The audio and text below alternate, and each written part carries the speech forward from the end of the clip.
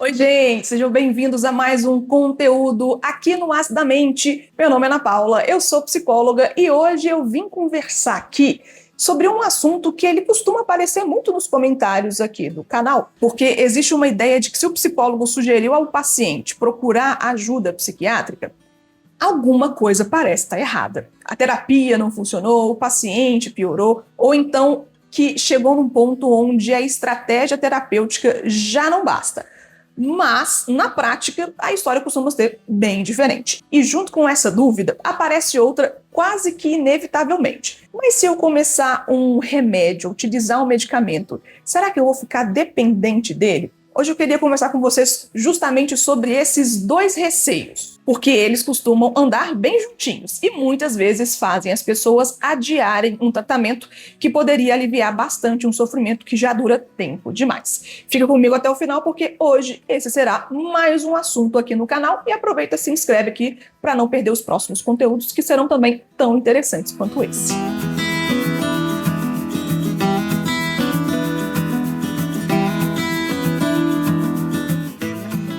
E é claro, se eu estou falando de consultório de terapia, eu estou falando de Corpora, esse conteúdo de hoje tem o apoio dessa empresa, uma plataforma que ajuda psicólogos a profissionalizarem o seu trabalho, organizando atendimentos, facilitando a gestão financeira e até de agenda, trazendo muito mais estrutura para a sua prática clínica. Se você é colega psicólogo clínico ou está começando nessa área, vale super a pena conhecer. Eu deixo mais informações aqui na descrição desse conteúdo sobre essa ferramenta que me ajudou muito a perceber que não é só de um bom profissional que vive um consultório clínico de qualidade. E usando o meu cupom Acidamente, você ainda consegue benefícios e descontos na aquisição do plano Premium. Vai por mim, cara pessoa, vale muito a pena conhecer. Link na descrição desse conteúdo de hoje. Bem, quem nunca fez terapia, imagina que ela funciona mais ou menos assim. Você fala, entende o que está acontecendo e aos pouquinhos você começa a mudar. E, na verdade, isso acontece muitas vezes mesmo. Mas existe uma condição para que esse trabalho aconteça. É preciso que exista um mínimo de espaço interno para poder pensar. E é justamente esse espaço que algumas pessoas perdem quando o sofrimento se torna muito intenso.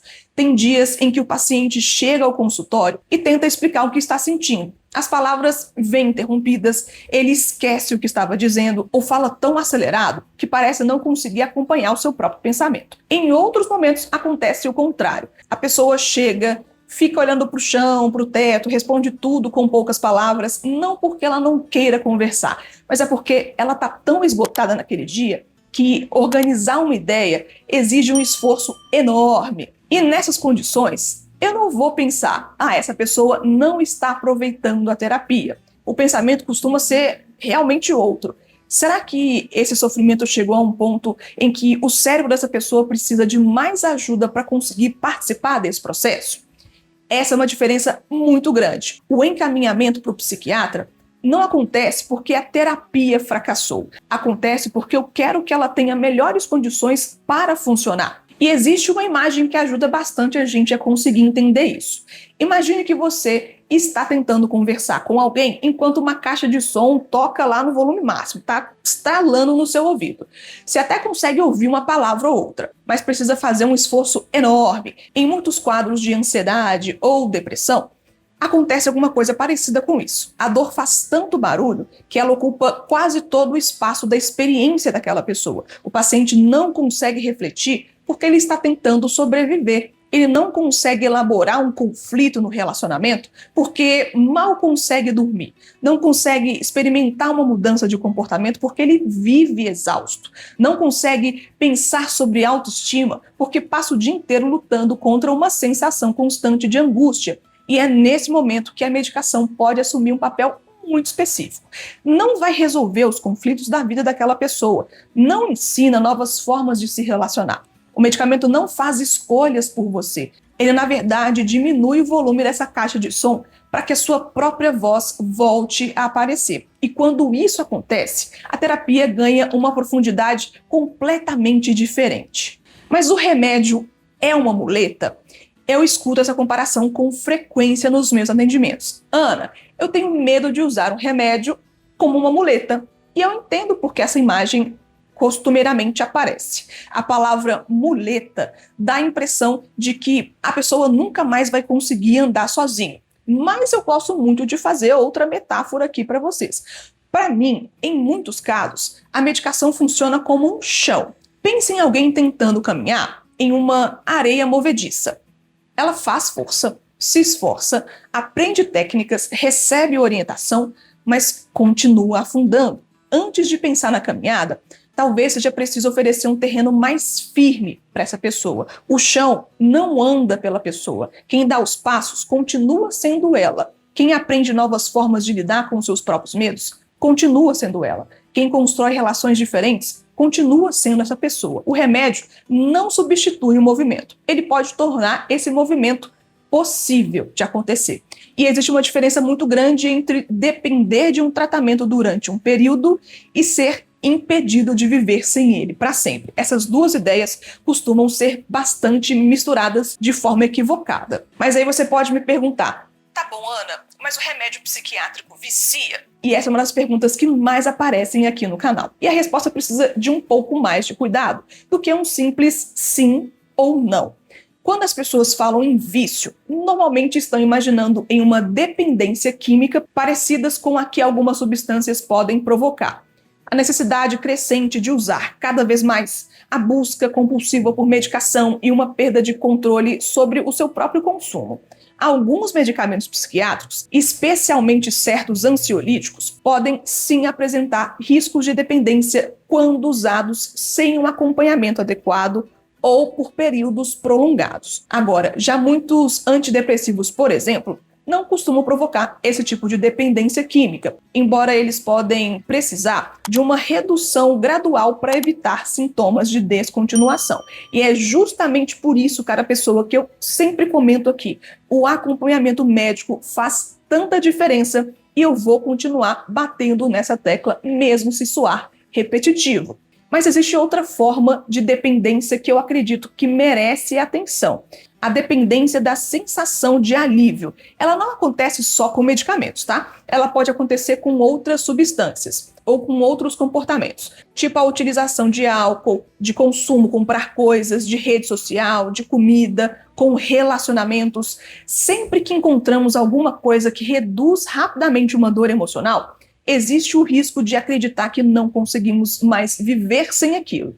Percebe como estamos falando de fenômenos diferentes aqui? Uma coisa é o organismo reagindo a uma substância. Outra coisa é a nossa relação psicológica com aquilo que diminui o nosso sofrimento. Consegue perceber? E em terapia, essas duas dimensões elas podem ser observadas e trabalhadas. Agora, falando sobre o encaminhamento para outro profissional. Às vezes, as pessoas imaginam que existe tipo um testezinho, uma lista de sintomas, um momento exato em que o psicólogo decide encaminhar para o psiquiatra. Na prática, costuma ser um pouco mais sutil do que isso. Acontece quando começo a perceber que a intensidade do sofrimento está impedindo a pessoa de utilizar aquilo que construímos durante a sessão. Ela até compreende, mas não consegue experimentar. Ela reconhece padrões importantes, mas ela não encontra energia para agir de forma diferente. Ela quer colocar limites, mas o próprio corpo parece não acompanhar essa decisão. Ou então, o sofrimento aumenta muito após a sessão, apesar do vínculo terapêutico estar acontecendo e da pessoa realmente estar investindo no processo. Nesses momentos, eu costumo pensar que talvez não seja apenas uma questão de elaborar melhor a própria história. Talvez exista uma dimensão biológica precisando de cuidados também. Encaminhar faz parte desse cuidado clínico. Não porque eu esteja entregando o paciente para outro profissional, mas é porque eu acredito que duas formas diferentes de tratamento podem conversar em benefício da mesma pessoa. E esse tipo de conversa aparece muito no consultório. Nem sempre o paciente chega perguntando diretamente sobre a medicação. Às vezes, ele chega dizendo que sente vergonha de pedir ajuda, medo de ser dependente ou a culpa por imaginar que não consegue melhorar do jeito certo, como deveria ser. Essas dúvidas também fazem parte da psicoterapia, preciso te dizer isso. E entender de onde elas vêm costuma ser tão relevante quanto discutir a própria medicação por si própria. Se você sente que esse momento chegou para você, eu preciso te dizer que eu sou psicóloga e realizo os meus atendimentos de forma 100% online, 100% remota. Os meus contatos estão na descrição desse conteúdo aqui hoje, logo aqui embaixo. Vai ser um prazer fazer parte da sua trajetória individual.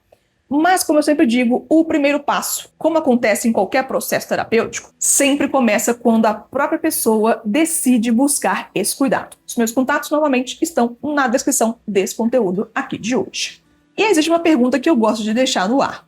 Quando você pensa em tomar remédio psiquiátrico, qual é o medo que realmente aparece? É o medo do comprimido? Ou é o medo do que você acredita que ele diz sobre você? Porque às vezes cada pessoa, a conversa sobre medicação psiquiátrica costuma revelar algo muito maior do que só isso. Revela o quanto nós fomos ensinados a acreditar que pedir ajuda significa fracassar, que precisar de apoio significa fraqueza, que deveríamos conseguir suportar tudo sozinhos e que talvez seja justamente essa ideia que prolonga o sofrimento de tantas pessoas. O objetivo de um tratamento não é fazer alguém depender de um comprimido ou de um consultório para sempre. Quando há indicação de medicação, o planejamento costuma incluir, no momento adequado, a reavaliação da necessidade de mantê-la e, quando possível e seguro, a redução gradual, orientado pelo psiquiatra, tá? Pelo psiquiatra, não pelas vozes da sua cabeça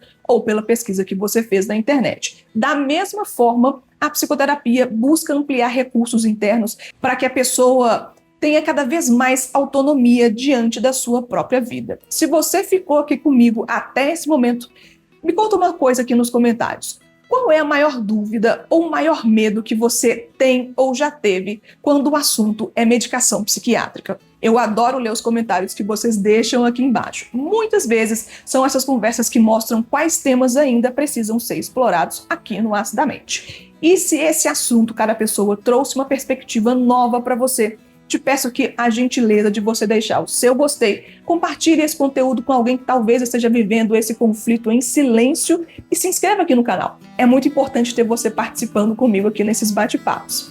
Eu te deixo um beijo e a gente continua essa conversa no próximo conteúdo aqui no Acidamente. Tchau, pessoal!